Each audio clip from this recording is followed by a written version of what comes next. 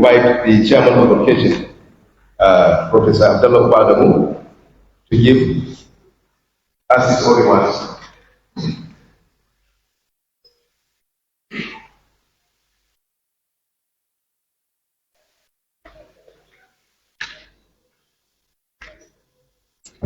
أعوذ بالله من الشيطان الرجيم بسم الله الرحمن الرحيم وصلى الله على نبي الكريم.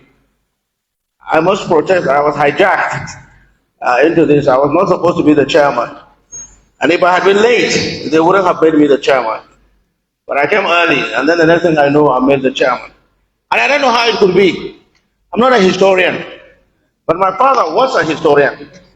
And he was a disruptive historian. He was a radical, disruptive historian.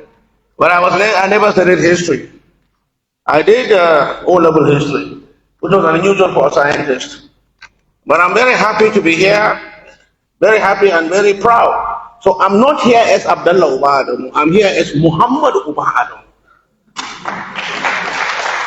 So Muhammad Adamu is the one who is actually here, because he graduated from this department in 1968. Professor Labas was his supervisor. Murray Last was his friend. So I'm representing him in absentia. Professor M.D. Suleiman talked about, hello Murray. Professor M.D. talked about all this double professorship. And everywhere you go, he was a double professor. Professor of Science Education, Professor of Media. Now, a lot of people here are already professors, and some want to become professors. And I'm urging you, if you think that because you have made extra effort to move from your department into another department, and become another professor, they will only give you one salary. So yes, I have two professorships, but wallahi, albashi dai suke ban bisi ina dan magana fa. They have only one salary. So don't think because you are a double professor, you are getting double salary. You are getting just simply one single salary. That was the understanding. I'm very happy to be here in order to share experiences. And I will be just like Muhammad Adamu, as disruptive as I can. This topic is very critical, very, very critical, especially now. And I hope it will provide a basis for moving away from the dry, archival politics that we know to something that is contemporary. Because we are living in interesting times. We are living in a situation that challenges our fundamental belief in ourselves. We are living in a situation where we are questioning who we are and what we should be. We are living in an era of misrepresentation. Who are we representing? Who are we being misrepresented? So I know Professor Nania is a traditional, down-to-earth archival historian. Excellent, very, very excellent. And I very much doubt if there's anyone around here who knows as much as Emirs politics as he did. So we are very proud that we are going to drink from the fountain of your wealth. But at the same time, we are also going to be disruptive and look at how the dynamics of traditional representation has changed, particularly with regard to media. And when I say media, I'm not talking about radio, or television, or newspaper. I'm talking about the evil that is necessary in our time, social media. And how does all these social media representation and misrepresentation capture in and what it does? Nasser Khalid, for instance, has been doing a fantastic job on YouTube dealing with the social anthropology of the Emirs Palace in all aspects, bringing out things that we don't know, explaining things that happen. And this disruption, I think, needs to be factored in here. But Professor Nania is old school. Professor Nania is not like us, FYDs. And FYD is fresh, young, dirty, somebody like me. So, my suggestion, even before I want to capture why people are here, I want to capture this, should be at the end. This should be a book project.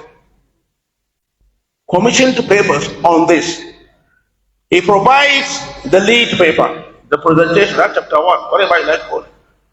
But then commissioned papers from individuals who are working in the field, who will interrogate the concept of emerald politics, the way emerald politics has transformed itself or has been forced to transform itself from the normal politics that we know to public perception of the emerald politics. And right now, maybe we don't want to say it, but it has to be said because it's part of the dynamics of emerald politics.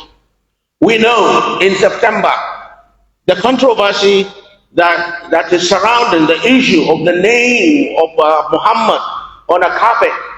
And it is not, no radio station will tell you about this.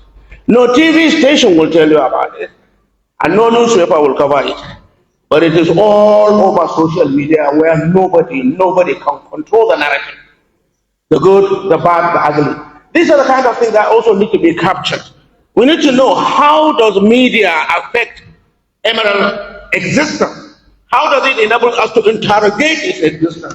How does it enable us to question the dynamics and representation? So my plea is, like I said, I want to say, not at the end when people are all tired and they are pressing their phones, doing their mining. I know a lot of people are mining here. But a lot of people are mining. So I'm urging the Department of History to convert this into a book project so that we commission papers. It's not just call for papers, call it Tarkatir, no, but we commission papers. Right now, we are supposed to be in Germany on Monday.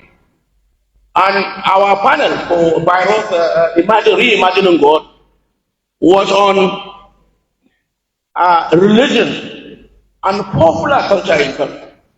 Now, John Payton published a book in 1973, Religion and Political Culture in Country.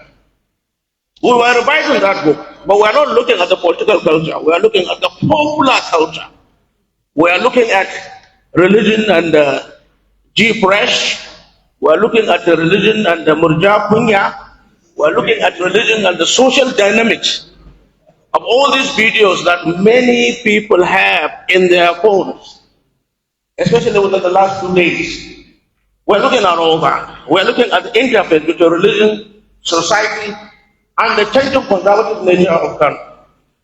And so this is one project which we are doing with Andrea Bregaglia and commission paper. But this is critical. We must interrogate, and we must go to areas where nobody wants to go. We must be bold enough to become truly media anthropologists. We have to look at the way in which the emerald politics have changed, from Umar Farouk, the PhD thesis and book Prince of the Times, to the Prince of Modernity. We need to look at that. And I'm very proud to be here on behalf of Muhammad Uba Adamu, Dr. Muhammad Uba Adamu, a graduate of this department, 1968 graduate. I will not presume to even know what is going on.